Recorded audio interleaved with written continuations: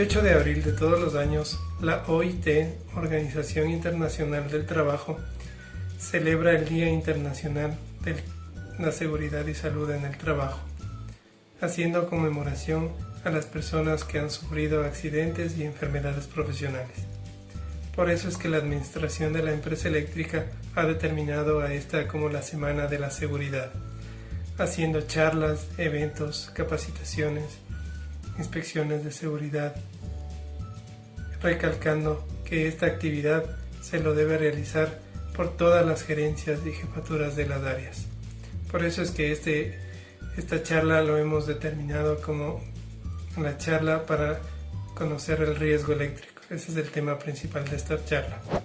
Como preámbulo vamos a indicar el Reglamento Interno de Seguridad Industrial, que en el numeral 2, ámbito de aplicación, indica establecer procedimientos e instructivos específicos de seguridad para cada área de trabajo. Estos procedimientos e instructivos deben realizarlo por las jefaturas de las áreas, que es la responsabilidad de cada una de ellas. La responsabilidad porque deben minimizar los riesgos del personal que está a su cargo. Hoy no vamos a hablar del reglamento, este es un preámbulo. Vamos a integrarnos a riesgo eléctrico. Como introducción tenemos que la electricidad es una de las energías más utilizadas en la actualidad para el desarrollo a nivel mundial, y esto hace que muchos le hemos perdido el respeto a los riesgos que ésta conlleva. De acuerdo a estadísticas nacionales e internacionales, la segunda actividad de más alto riesgo en el mundo, que genera más accidentes laborales, es la relacionada al trabajo en instalaciones eléctricas, siendo la primera la actividad relacionada a la construcción. La electricidad es un elemento invisible, por lo que resulta ser más complicada que se lo pueda evidenciar o identificar sin elementos adecuados. Tenemos como tipos de contacto dos: contacto directo, que es el contacto de una persona y el conductor a equipos que conllevan corriente eléctrica o que normalmente están energizados. Y el contacto indirecto es el contacto a una parte metálica o un equipo eléctrico que por alguna falla se energizó, que normalmente no debe estar energizada. Todos hacemos una pregunta cotidiana: ¿por qué se puede electrocutar a una persona? Y básicamente la electrocución no es otra cosa que el paso de la corriente por el cuerpo humano al realizar un contacto a un elemento energizado. Los efectos producidos por el cuerpo humano dependen de la corriente que atraviesa el cuerpo y del tiempo de exposición al cuerpo. Estos son dos factores fundamentales para que haya consecuencias negativas, fatales o mortales. En las mismas condiciones de contacto, la intensidad será mayor cuando mayor sea la tensión de contacto a la que se somete el cuerpo. Muchos de los investigadores, científicos y profesionales indican que la corriente que pasa por el cuerpo humano es la que mata a las personas o es la peligrosa. Pero eso depende de un solo factor primordial: el nivel de voltaje al cual el cuerpo fue expuesto. Esto quiere decir, a mayores niveles de voltaje hay mayores consecuencias. Por eso es que nosotros como empresa eléctrica Quito trabajamos en elementos aislantes que puedan cubrir al trabajador de este voltaje. Para una mayor comprensión vamos a tener dos ejemplos de la ley de Ohm. El primero, una exposición a muy bajos voltajes. En este ejemplo, el trabajador está expuesto a 24 voltios. El trabajador tiene una resistencia de 10.000 ohmios. En este caso, el voltaje expuesto del trabajador es 24 voltios, un voltaje muy bajo. El nivel de intensidad que va a pasar por el cuerpo humano de este trabajador es 0.0024 amperios. aplicando la ley de Ohm, que dice que la corriente es igual al voltaje sobre la resistencia. En este caso, el trabajador ha sido expuesto a una corriente muy baja, que para efectos de estudio vamos a identificar en las siguientes diapositivas cuál es el efecto cuando pasa 0.024 amperios o 24 miliamperios. En este segundo ejemplo tenemos una exposición a medios o altos voltajes. En nuestro caso y en nuestra legislación y de acuerdo a las normas internas de la empresa, 24.000 voltios es un voltaje que se le denomina medio voltaje. Este trabajador está expuesto a 24.000 voltios y con la misma resistencia que es 10.000 ohmios, que no es una resistencia fija, es una resistencia que puede variar. La resistencia del cuerpo varía de acuerdo a algunos factores, como puede ser la edad. Los niños y los adultos tienen una resistencia menor, como puede ser también el estar en un estado de resaca. Cuando estamos en un estado de resaca, nuestro cuerpo pierde algunos elementos o pierde la resistencia al paso de la corriente, y la resistencia obviamente cuando estamos en una resaca es mucho menor, porque nos deshidratamos después de haber bebido alcohol. Tenemos una deshidratación muy alta y nuestro cuerpo ha perdido muchos electrolitos. En este caso, aplicando la ley de Ohm, que nosotros sabemos que la intensidad es igual al voltaje sobre la resistencia, tenemos una intensidad de 24 amperios.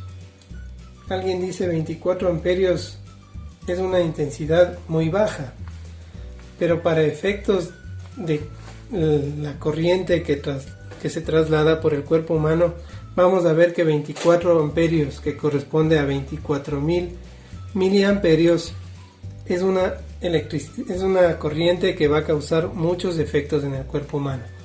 Es decir, que en este trabajador que por aquí está pasando, hace contacto en una línea de 24.000 voltios, el trabajador tiene una resistencia de 10.000 ohmios, una resistencia relativa, no es una resistencia fija.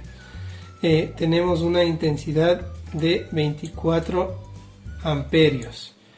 24 amperios que pasa por el cuerpo humano, independientemente de la intensidad del circuito.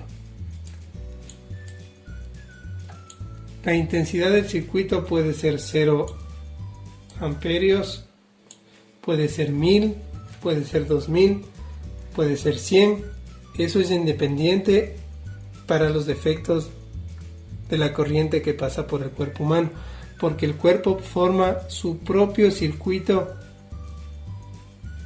con el elemento que está energizado o con el elemento que aplica la tensión al cuerpo humano y la tierra. Las consecuencias del paso de la corriente por el cuerpo humano son las quemaduras. Existen dos tipos de quemaduras: las internas, que quema y que pasa por el cuerpo humano y va quemando los órganos como cerebro, corazón, pulmones, riñones, hígado, etc. En esta imagen se puede visualizar a una persona desmayada que tuvo un contacto con una línea de medio voltaje que estuvo en el piso. Ese es un ejemplo de una quemadura interna, cuando no existe evidencias externas de una quemadura en la piel. Ahora el segundo ejemplo de quemaduras son las externas, que pueden venir acompañadas con las internas o tan solo tener quemaduras externas, que no por ser quemaduras externas o internas son de menor consecuencia. Cada una tiene su consecuencia y puede ser fatal o mortal.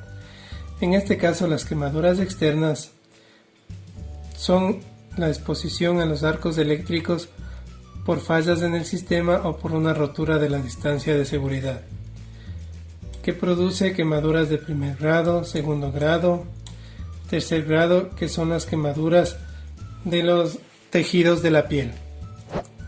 Los efectos de la corriente en el cuerpo humano se puede evidenciar en esta gráfica que fue elaborada por la IEC. En el eje de las X tenemos la corriente que ha pasado por el cuerpo humano en miliamperios. Y en el eje de las Y tenemos la duración del paso de la corriente en milisegundos. Tenemos 4 umbrales. En este caso hay un umbral de percepción de 0.1 a 0.5 miliamperios que pasa por el cuerpo humano. Hay un umbral de percepción, es decir que la mayor parte de gente no va a sentir. Y cuando ya pasamos a los 0.5 amperios, lo que sentimos es el normal cosquilleo que decimos. Luego viene el malestar o dolor. Luego vienen las contracciones musculares y los posibles defectos irreversibles. En el primer ejemplo que había expuesto, el trabajador estaba haciendo contacto con 24 voltios y la corriente que pasaba por su cuerpo era 24 miliamperios. Ustedes se pueden fijar que en 24 miliamperios que pasa por el cuerpo humano en 200 milisegundos tiene un umbral de malestar o dolor. Eso es lo que va a sentir el trabajador. No así si ya pasa los 500 o los 1000 milisegundos, que sería un segundo. Por eso es importante el tiempo que pasa por el cuerpo humano la corriente. Entonces, cuando ya pasa del 1 segundo, con los 24 miliamperios, con los mismos 24 miliamperios que teníamos para el primer trabajador, tenemos otra consecuencia que ya son las contracciones musculares, el no poder soltar un elemento. En el segundo ejemplo teníamos que el trabajador estaba expuesto a 24.000 voltios, a un voltaje que nosotros consideramos medio voltaje. En este caso ya los defectos en 24.000 voltios tenemos el umbral de posibles defectos irreversibles. Estos posibles defectos irreversibles son los paros cardiorrespiratorios, la fibrilación ventricular y la muerte. Obviamente todas estas consecuencias se pueden evitar. ¿Cómo se pueden evitar? Teniendo un buen sistema de seguridad y salud en el trabajo, un sistema de gestión. Pero vamos a dar unos tips de qué es lo que mantiene a ese sistema de gestión. La conciencia gerencial, la responsabilidad de las jefaturas.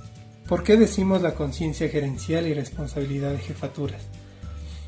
Porque hay muchas empresas, muchas personas, muchos trabajadores, incluso muchas jefaturas que piensan que la seguridad es responsabilidad de un departamento, de una jefatura de departamento de seguridad industrial, de un técnico de seguridad industrial o de un médico ocupacional, cuando la responsabilidad es de todos, del propio trabajador y obviamente de las jefaturas, de las gerencias de área. Haciendo una buena selección se puede evitar consecuencias graves. Haciendo una buena selección con trabajadores competentes, capacitándolos, entrenándolos, no una vez al año, no una vez a los 5 años. Esta capacitación y entrenamiento tiene que ser permanente, pero esto va relacionado con la conciencia gerencial y de las jefaturas. La capacitación no está en responsabilidad de la persona de seguridad industrial, no está en responsabilidad del jefe de capacitación, está en la responsabilidad de las jefaturas, de la organización del trabajo, de la planificación del trabajo, de la planificación de estas capacitaciones. El tener a un personal capacitado y entrenado es vital para evitar accidentes laborales. La conciencia de seguridad que obtenemos después de tener una capacitación, una vivencia, después de haber contado nuestras experiencias. Es importante que exista una capacitación y entrenamiento permanente. ¿De qué más depende? De los buenos procedimientos. Miren, en esta gráfica podemos ver las reglas de oro, como nosotros los llamamos, o las reglas de oro para el electricista profesional. A nivel mundial, las reglas de oro son 5. Abrir cortes visibles, bloquear, señalizar dentro de este bloqueo, verificar ausencia de tensión, aterrizar mediante los equipos de cortocircuito y delimitar. Pero en la empresa eléctrica nosotros manejamos 7 reglas de oro. La única empresa en el Ecuador y Latinoamérica que maneja 7 reglas de oro. ¿Qué es lo que hemos incluido? Al inicio hemos incluido un diagrama unifilar de la instalación para identificar en dónde se va a abrir, en dónde se va a bloquear, en dónde se va a verificar y en dónde se va a aterrizar. Y una última regla que es una firma del trabajador aceptando que la instalación eléctrica se encuentra completamente desenergizada y lista para realizar los trabajos sin tensión. Eso es como un preámbulo de las reglas de oro, que tendremos otro espacio para capacitación y charla de estas reglas de oro. Las buenas herramientas y equipos que la empresa eléctrica mantiene: equipos de comprobaciones de voltaje, equipos de voltímetros de medio, alto y bajo voltaje, equipos de cortocircuito de medio y alto voltaje, equipos de seguridad, que mucha gente piensa que la seguridad está en los equipos de protección personal, cuando deberían conocer que los equipos de protección personal funcionan cuando el evento ya se ha realizado.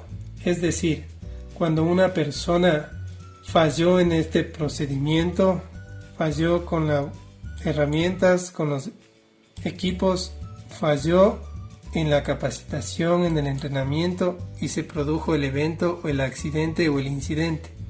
Ahí ingresan los equipos de protección personal y colectiva a hacer su trabajo. Cuando ya falló todo lo que ya habíamos planificado, cuando falló en su procedimiento una desenergización de una línea y por algún lado ingresó voltaje. Para eso tenemos los equipos de cortocircuito. Aterrizar, dice este número 4 que nosotros tenemos en el número 5, en las 7 reglas de oro. Aterrizar. Si por obvias razones hubo una energización accidental, por esta acción de aterrizar, el equipo de cortocircuito va a llevar toda esa corriente a tierra y no hacia el trabajador. Ahí ingresan los equipos de protección personal y colectiva. No se equivoquen que los equipos de protección personal y colectiva no es seguridad. Es una parte de toda la gestión de seguridad, no es toda la seguridad. Hablamos nuevamente de conciencia. ¿Cómo logramos la conciencia? Otra vez miren, con los trabajadores capacitados y bien entrenados. Así se evitan los accidentes y las enfermedades profesionales.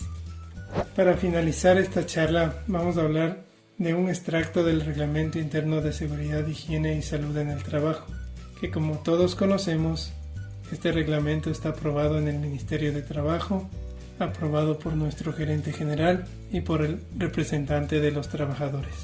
En su artículo 4, numeral 2, dice la responsabilidad de los gerentes de área, directores, jefes y supervisores. Literal H, impulsar la acción y gestión de una cultura de seguridad, higiene y salud en el trabajo en todos los niveles del talento humano. Es por eso que nosotros decimos que la seguridad y salud no depende de una persona, no depende solo del trabajador, no depende solo del personal de seguridad industrial, no depende solo de las jefaturas, depende de todo el conjunto de la organización. Todos hacemos seguridad. Recuerda que nosotros gestionamos la seguridad, cada área la aplica y los trabajadores cumplen con las normativas de seguridad.